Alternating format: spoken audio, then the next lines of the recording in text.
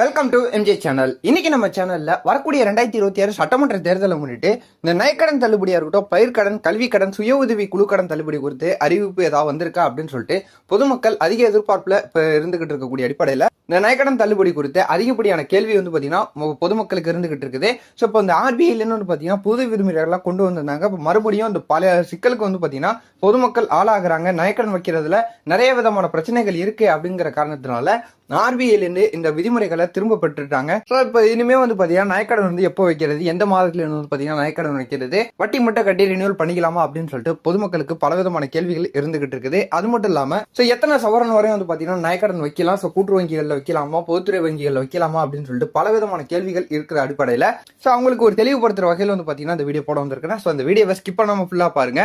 இப்பதான் நம்ம சேனல் ஃபர்ஸ்டா பாக்குறீங்கன்னா சப்ஸ்கிரைப் பண்ணி பக்கத்துல இருக்க பெல்லைக்கான கிளிக் பண்ணி வச்சுங்க. வாங்க வீடியோக்குள்ள போய் டீட்டெயிலா பார்த்துடலாம். ஆர்பிஐல இருந்து புதிய விதிமுறைகள்லாம் பாத்தீங்கன்னா கொண்டு வந்திருந்தாங்க. அதுல மெயினா ரெண்டு விஷயம் பாத்தீங்கன்னா பொதுமக்களுக்கு பிரச்சனையாவே இருந்துகிட்டு இருந்துச்சு. முதல் விஷயம் பார்க்க போனோம்னா, நீங்க நகைக்கடன் வச்சுட்டீங்கன்னா இந்த ஒரு வருஷத்துக்குள்ளேயே பாத்தீங்கன்னா அந்த நகையே மீட் ஆகணும் அப்படின்னு சொல்லிட்டு சொன்னாங்க. ஸோ ரெண்டாவது பார்க்க போனா, நீங்க நகைக்கடன் வைக்க போறீங்கன்னா இந்த நகைக்கான என்ன ப்ரூஃப் இருக்கு, உங்களுக்கான அந்த ரசீது பாத்தீங்கன்னா கேட்கறாங்க. இது உங்களுடைய நகை தானா, உங்களுக்கு இந்த நகை பாத்தீங்கன்னா எப்படி வந்துச்சு அப்படின்னு சொல்லிட்டு கேட்டாங்க. ஸோ நிறைய பேரால் பாத்தீங்கன்னா இந்த நகைக்கான ரசீதை கொடுக்க முடியல, ஸோ அதை ப்ரூஃப் பண்ண முடியல அப்படிங்கறதுனால அவங்களுக்கு நகைக்கடன் பாத்தீங்கன்னா பொதுத்துறை வங்கிகா இருக்கட்டும், கூட்டுறவு வங்கிகள் நகைக்கடன் கொடுக்கறதுக்கு பாத்தீங்கன்னா மறுத்தாங்க.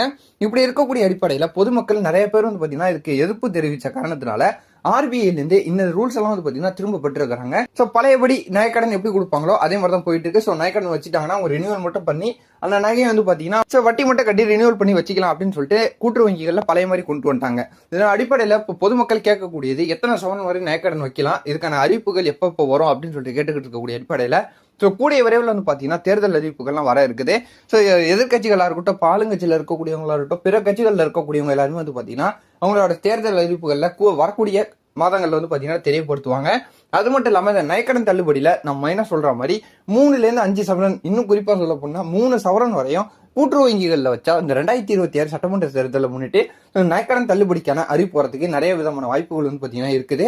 அதை தொடர்ந்து பாத்தீங்கன்னா நீங்க எப்ப வேணாலும் வைக்கலாம், ஸோ ரினியூவல் பண்ண முடியும் அப்படிங்கிற சூழ்நிலைனால பாத்தீங்கன்னா நீங்க வச்சுட்டு உடனே மீட்கணும் அப்படிங்கக்கூடிய அவசியம் கூட கிடையாது. ஸோ நீங்க எப்ப வேணாலும் பாத்தீங்கன்னா நகைக்கடன் வச்சிடலாம். இந்த ஜூன் வச்சா கூட நீங்க அடுத்த ஜூன்ல பாத்தீங்கன்னா வட்டி மட்டும் கட்டி ஸோ ரினியூவல் பண்ணிக்கலாம்.